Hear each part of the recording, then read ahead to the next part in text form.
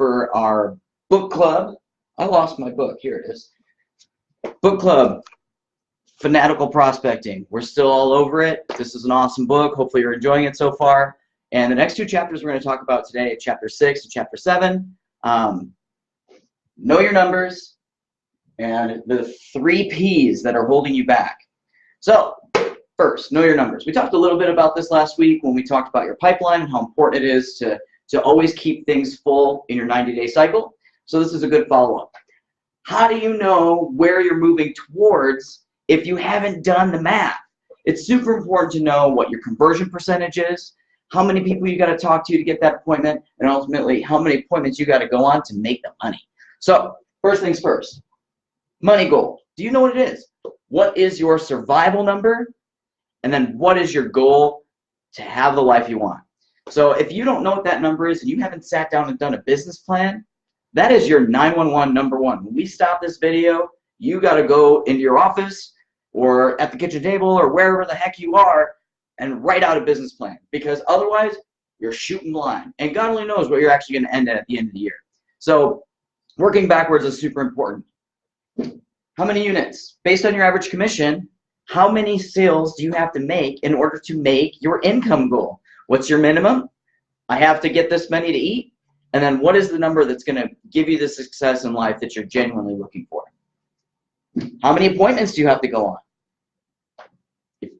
This is a conversion thing, really, because if you're taking out clients who are not qualified, you're going to have to go on a lot more appointments and spend a lot more time in your car, a lot more time on listing appointments, fighting and grinding to get a result that you could have got if you worked on your skills. Conversations.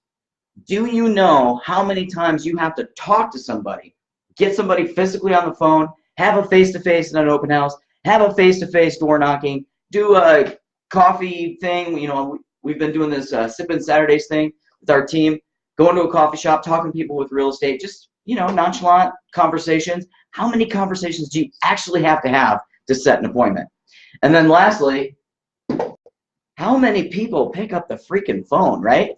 So if you call 50 people and you only talk to 15 and you only set one appointment, then you know you need to maybe go on 2 appointments to hit your unit goal. So now you got to call another 50. But if you don't know the math, how are you supposed to build a strategy and a plan around your prospecting time?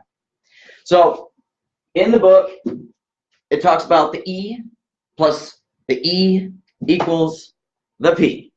And you might say, why are we doing all this weird math with letters today? Well, because, you know, why don't we change it up? The book likes to be a little creative with that kind of stuff. Everybody does well with like an acronym or something like that. So this is a way to help ingrain that into you. You could throw this on, hey Dawn, what's up? You could throw this on your whiteboard in your office, put it on your desk, put it on a sticky note, so that every single day you're thinking, okay, E plus E equals P. So, efficiency and effectiveness. And I'm going to actually read this right out of the book because I feel like it couldn't have been said better. So, efficiency is how activity you are generating in the time block allotted for a particular prospecting activity. Effectiveness, the ratio between the activity and the outcome. Your drive is to optimize the balance between the two and maximize on the outcome.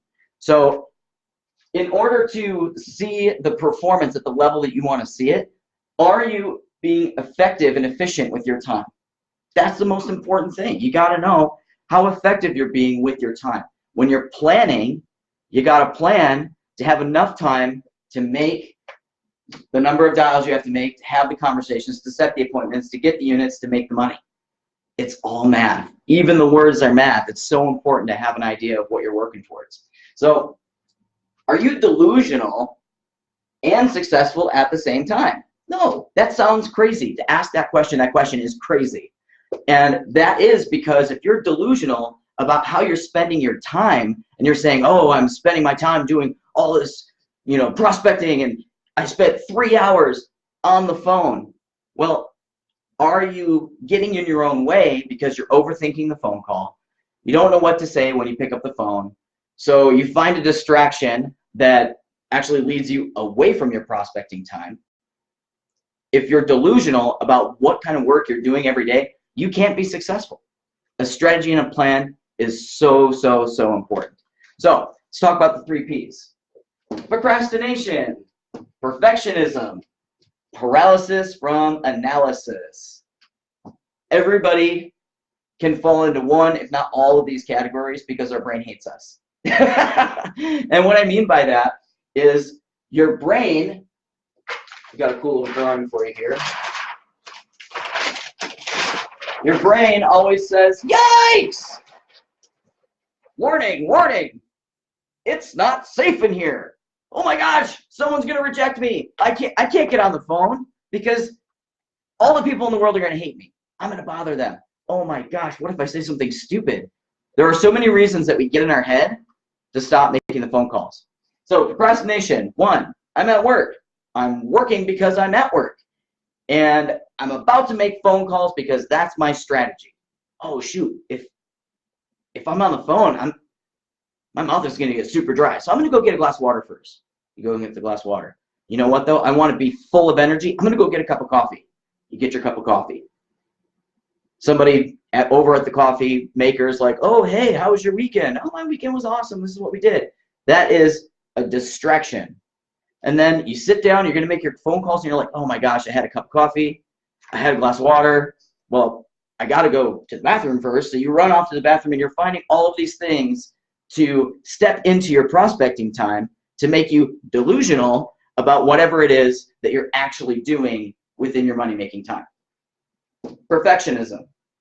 I'm not going to roll anybody under the bus on my team, but I am going to share this. So I've got a couple people on my team, and I think this is really a newbie kind of thing, where you obsess so much about everything being so perfect and overthinking things that, all of a sudden, you're paralyzed from the analysis of how perfect it is.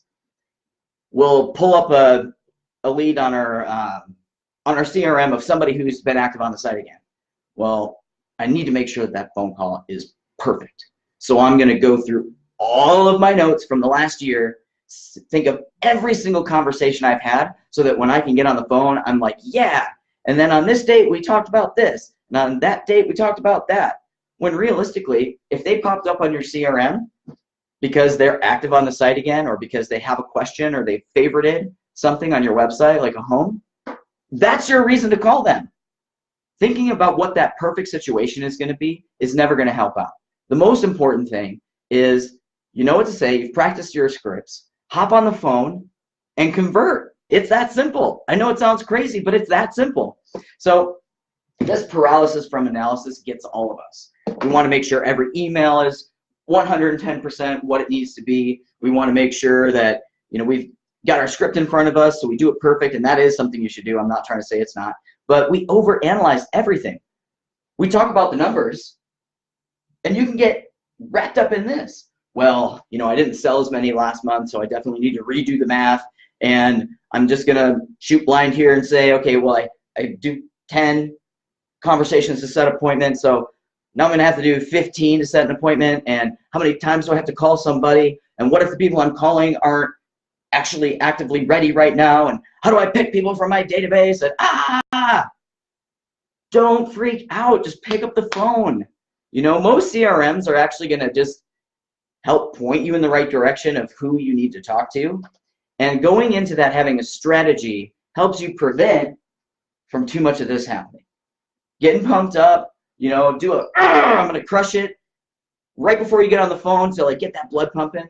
Prospect standing up, that's a huge one. Prospect standing up because it keeps that blood flowing and it's more natural to have a conversation when you're actually standing up. There are a lot of things that you can do to prevent this, but ultimately this is a mindset thing. So if your mindset isn't right in check with what your behaviors need to be, you're going to procrastinate, you're going to obsess about perfection, and you're going to have paralysis of analysis. So your brain is hardwired to do this. Your brain is going to protect you. It's designed to keep you safe and away from harm and away from rejection and all of those things that you sit there and obsess about. It doesn't want you to get on the phone. Your brain does not want you to get on the phone because your brain hates you, and your brain wants you to crawl under your desk and freak out. Oh my gosh, I'm going to be rejected. Oh my gosh, I'm not going to set an appointment. Oh my gosh, I'm going to sound like an idiot. Who cares? Just get on the phone. These people are asking for your help and your advice and your guidance throughout the transaction process. This is an emotional purchase for people. We sell people their kingdom, their temple, the place where they will raise their families, the place where they will, be able to host their families back if they're, empty nesters and then now they have grandkids and stuff. This is one of the most important things that they will do in their life. So why are we terrified and not jumping up and down and super excited? Because you get to be a part of that. And if you're terrified and your brain is saying, wait a minute, this is awkward, the phone is not your friend, how are you supposed to help people? So this is why I love these two chapters together, because I think they really hold hands and they make sense within the book. And it's a great segue into the next chapter. The next chapter, chapter 8, it's a longer chapter, so we're just going to talk about chapter 8 next time. And it's the great equalizer of sales. And it goes over a lot of different points. So like I said, it's gonna wrap a lot of this together and have it make more sense in a comprehensive execution. Let's make a strategy before we dive in so that we can prevent some of this stuff.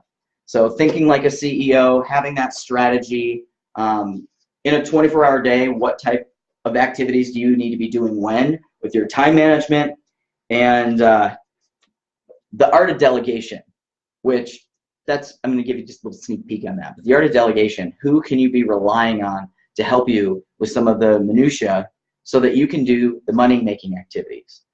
Maybe you've heard of the $100 an hour work versus the $1,000 an hour work.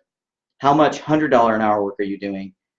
And is it the $1,000 an hour work that you're rejecting because your brain hates you? So that's all I got for you today. I hope you guys found this helpful. Make sure to check us out on YouTube, Instagram, Facebook. We're getting lots of cool information out there, and we love participation. I love questions. I love it when you guys react towards our videos, you share our videos, because the point of this is to help everybody, to be more successful. I'll read the book for you, and we'll talk about the topics, which can't go wrong with that, right? But I would recommend reading the book because you can put notes in here and you get the full message, but I digress. But check it out. We'd like to participate, and we want this to become a network of agents and people considering going into the industry, and maybe people who are in sales and they could just benefit from this kind of information, so that as a group, we get a better name for ourselves, because people hate salespeople. So let's make, instead of salespeople, we're people, and let's find a way to maximize our time on this kind of stuff so we can focus on the mindset and really have our clients and our customers' best interests at heart. So thanks again. See you next week.